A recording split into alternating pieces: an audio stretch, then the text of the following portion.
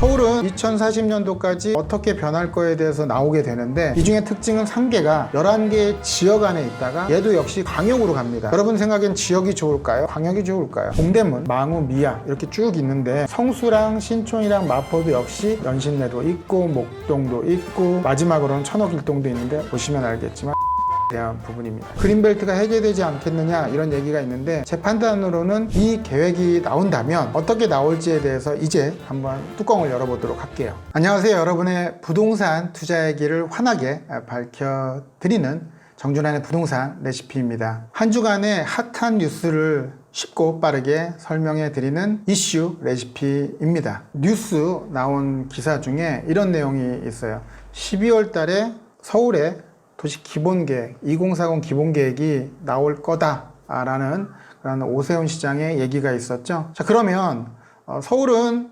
2040년도까지 어떻게 변할 거에 대해서 나오게 되는데, 그 전에 앞서서 그러면 기존에 나왔던 2020년 그 이전에 서울의 기본계획에 대한 내용도 한번 훑어보고, 올 12월이죠. 12월에 나올 이슈에 대해서도 이렇게 나올 거다라는 예측을 해보는 시간을 가질 건데요. 자, 오른쪽을 보시면 제가 화면을 하나 띄웠는데 이 내용을 한번 보면서 같이 얘기 나눠보도록 할게요.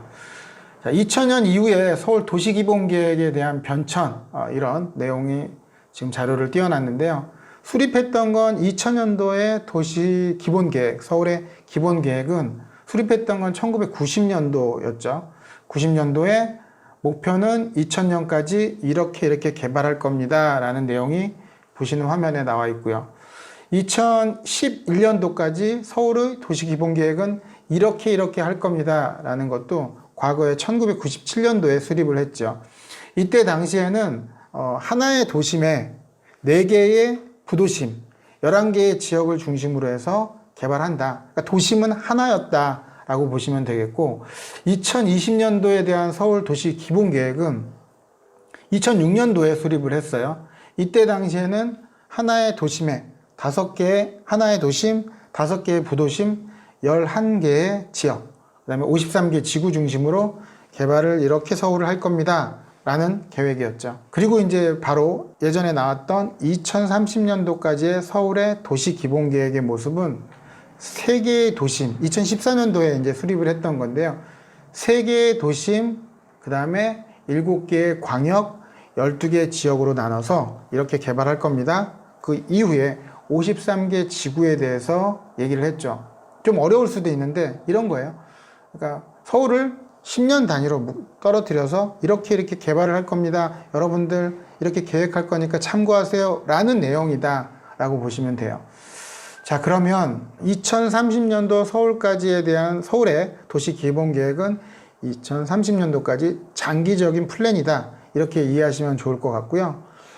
서울은 5개의 권역으로 나눴어요. 중심이 도심권, 그리고 오른쪽 편으로는 북쪽으로는 동북권, 아래쪽으로는 동남권, 그리고 왼쪽으로는 서남권, 서북권, 이렇게 5개의 권역으로 나눠서 서울에 이제 구가 25개 구잖아요. 25개 구인데 이 구를 이렇게 묶어 놓고 이렇게 개발할 겁니다 라는 계획도 있었죠. 자, 화면을 보시면 지금 제가 띄워드린 화면에 첫 번째 화면은 서울시에 있는 그 자료에 나와 있는 모습이고요. 이 자료에 나와 있는 모습을 조금 더 제가 보기 좋게 꾸며봤는데요. 자, 지금 띄워드리는 화면은 제가 깔끔하게 정리를 했습니다. 2020년도와 2030년도의 차이점을, 2020년도까지의 기본계획은 이렇다, 2030년도에 대한 계획은 이렇다 해서 한번 그 화면을 보면서 얘기를 나눠보도록 할게요. 자, 보시면 서울에 2020 서울 도시 기본계획이라는 게 있는데, 앞서 얘기했던 것처럼 하나의 도심이죠. 도심권, 아까 제가 가운데가 도심권이라고 얘기를 했어요. 이 도심권 하나, 그리고 5개의 부도심으로 나눴는데요. 이 5개의 부도심이 용산, 청량리, 왕십리, 상암, 수색, 영등포 이렇게 5개로 나눴어요. 이제 상암수색은 같은 테두리를 묶었는데, 그리고 영동이라는 곳이 하나가 있었어요. 자, 영등포에 대한 모습을 보면 당시에 2020년도에는 부도심이었단 말이죠. 부도심이 2030년도에 갈 때는 보시는 화면처럼 도심으로 이제 승격화된 모습을 볼 수 있어요. 즉 영등포, 여의도, 그러니까 즉 여의도 옆이 이제 영등포잖아요. 영등포와 여의도를 붙여서 하나의 모습으로 생각을 하는 거죠. 그래서 한양, 도성, 그다음에 영등포, 여의도, 그다음에 강남, 이렇게 3개의 도심으로 나눴죠. 그러니까 2020년도와 2030년도는 내용이 달라졌다. 계획이 이렇게 보시면 될 것 같고, 그 다음에 11개의 지역이 있는데 동부권, 서부권, 서남권, 동남권 이렇게 나눠져 있어요. 망우, 미아, 상계 이렇게 화면상 나와 있죠. 이 중에 특징은 상계가 11개의 지역 안에 있다가 얘도 역시 광역으로 갑니다. 자, 화면상에 지금 광역에 창동 옆에 있는 녹색 옆에 있는 상계라고 붙어 있어요. 역시 지역에서 광역으로 승격화된 모습. 아래쪽 보면 대림도 역시 마찬가지 지역이었다가 광역으로 갔죠.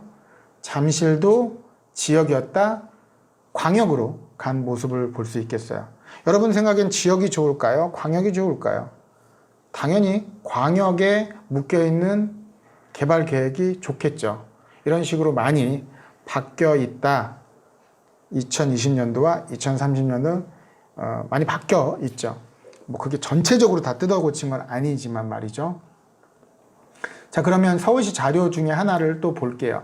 지금 보시고 있는 모습은 서울을 3도심 7광역 12지역으로 나눠 놓은 걸 지도상으로 나타낸 거예요. 보시면 파란색이 도심입니다. 3도심 얘기 드리는 거고요. 주황색으로 되어 있는 게 7개의 광역, 그 다음에 연두색으로 되어 있는 게 12개의 지역이라고 보시면 돼요. 특징으로 보면 도심과 광역과 지역을 봤을 때 도심이 가장 동그라미가 큰 모습을 볼 수 있어요.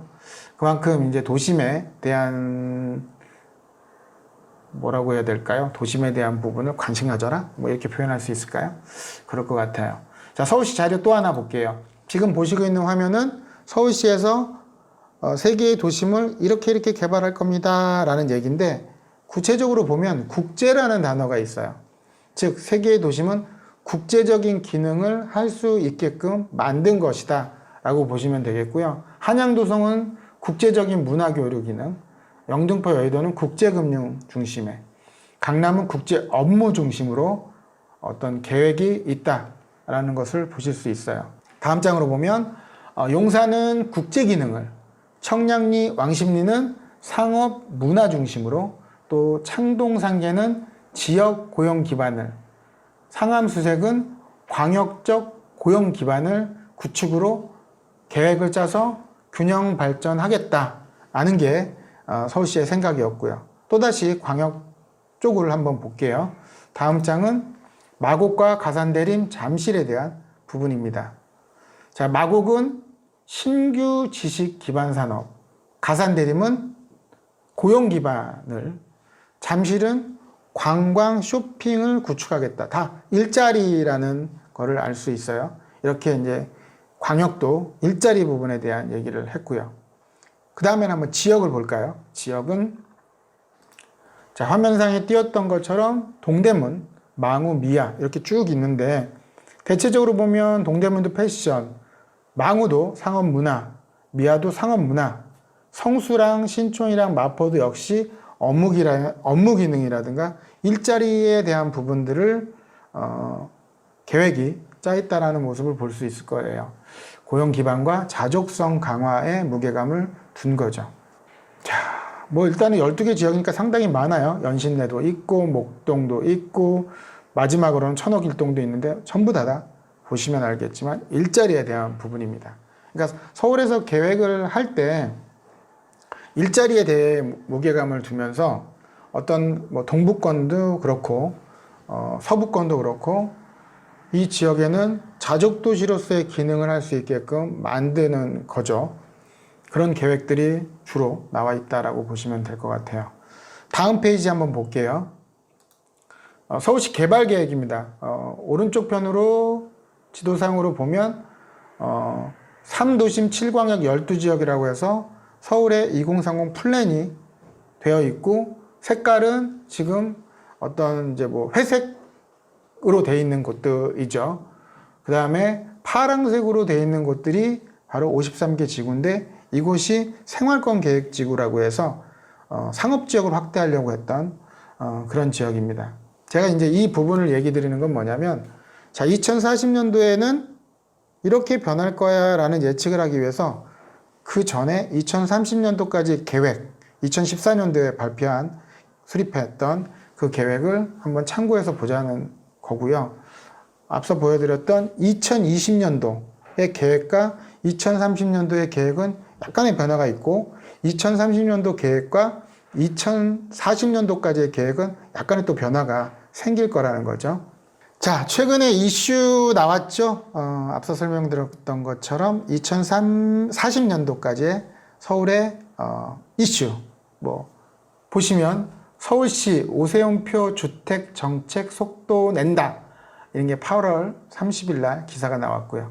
서울시 한강변 아파트 15층, 35층 스카이라인 규제 완화 검토, 뭐 이런 얘기도 있고요. 또 오세훈 35층 룰 폐지 원칙은 섰다, 2040 서울 플랜에 반영할 것. 자, 이런 기사들이 있어요.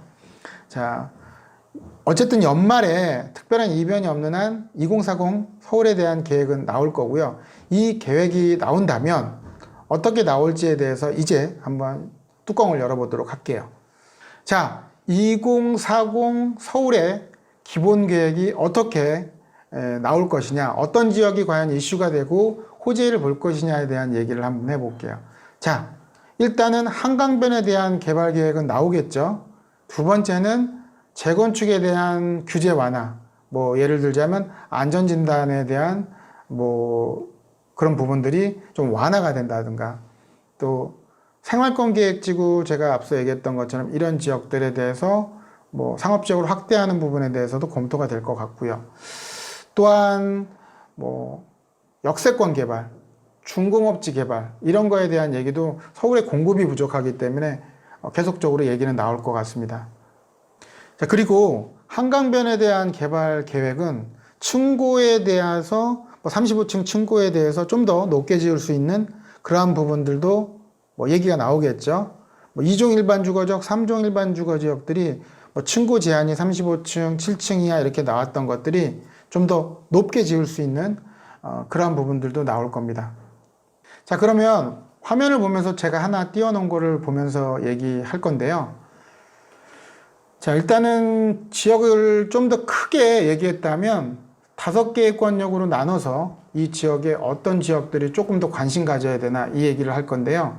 자, 도심권의 개발 방향은 구도심에 대한 재생과 도심 개발에 대한 활성화가 얘기가 될 거로 보여지고요. 개발에 대한 지역은 뭐 세운상가라든가 서울역, 용산 일대가 도심권에서는 역시나 관심의 대상이 될 겁니다.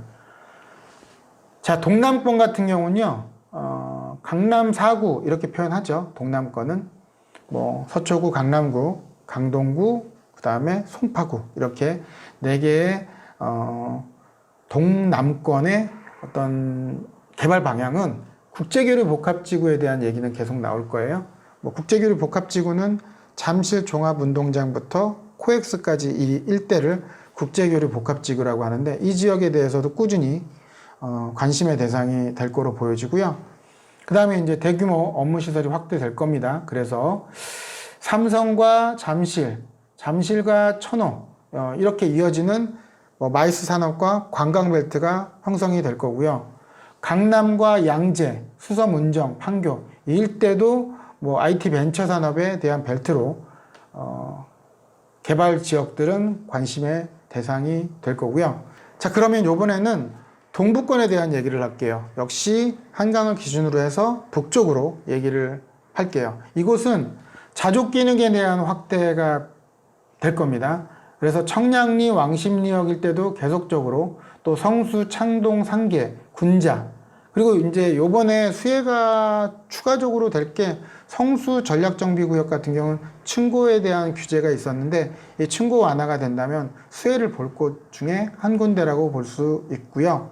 그 다음에 서남권 같은 경우는 도심개발, 그 다음에 산업재생 확대 해서 영등포, 여의도, 영등포는 중공업 지역이 상당히 많아요. 그래서 개발 계획은 꾸준히 나올 거라고 보여지고요. 마곡이라든가 가산대림, 이수사당, 김포공항역 일대 이런 지역들을 눈여겨볼 필요가 있을 것 같고요. 서부권은 창조문화산업의 육성해서 수색이라든가 신촌, 마포, 연신내, 불광은 역시 좋은 지역이지만 앞으로도 좀 더 발전을 하면서 개발 계획은 개발 계획대로 그렇게 개발이 될 거라고 보여져요. 그 다음에는 대표적으로 어떤 개발에 대한 이슈 그냥 딱 짚어서 용산 한번 좀 얘기를 해볼게요. 용산 같은 경우는 예전부터 국제 업무지구라고 얘기해서 철도청 땅, 그다음에 서부 이촌동 일대에 대한 개발이 나오다가 무산이 됐는데 어쨌든 이곳 일대가 개발을 한다면 용산의 전 지역들이